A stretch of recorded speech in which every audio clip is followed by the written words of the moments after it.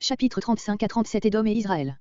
Le morceau précédent opposait au mauvais roi d'Israël le nouveau David, les trois chapitres suivants développent un second contraste. Ils opposent à la dévastation éternelle d'Édom la restauration de la terre d'Israël. Le prophète s'adresse aux montagnes des deux pays. Pour les peuples montagnards, les chaînes et les sommités qui l'ont habituellement sous les yeux deviennent des êtres connus et se personnifient en quelque sorte. Ce sont les silencieux témoins de l'histoire du peuple. Dépositaires de ses plus profondes émotions et de ses plus chers souvenirs, ils les transmettent d'une génération à l'autre.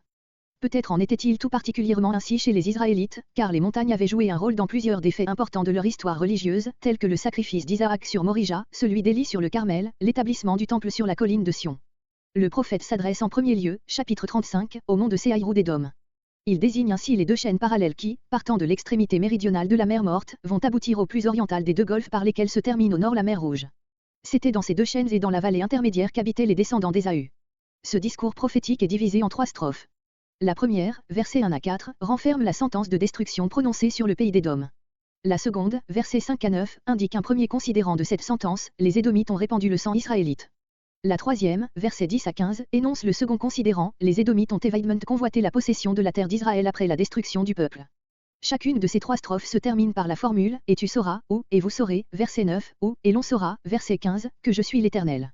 Il ressort de plusieurs paroles de ce discours qu'Édom est envisagé dans ce morceau comme le représentant du paganisme le plus endurci et le plus hostile au règne de Dieu, comparé en particulier le verset 14, où à toute la terre qui se réjouira du salut divin est opposé Édom qui restera un lieu désolé.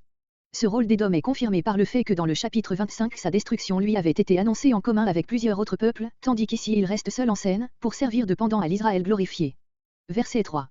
Mont de Séhaïr, comparé Ézéchiel 25.8. Verset 5. Une haine éternelle, comparée pour l'expression Ézéchiel 25.8 et pour le sens Ézéchiel 25.12, note et Amos 1.11. Livré à l'épée, c'est ici le premier crime d'Édom. Le temps de l'iniquité finale, comparé Ézéchiel 21.30. C'est le moment où l'iniquité d'Israël, parvenue à son comble, avait amené sur lui la ruine totale. Verset 6. Je te mettrai à sang. Il y a probablement ici allusion au nom d'Édom et pour le son et pour le sens.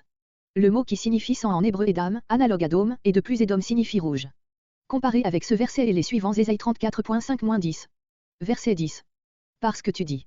C'est ici le second forfait d'Édom.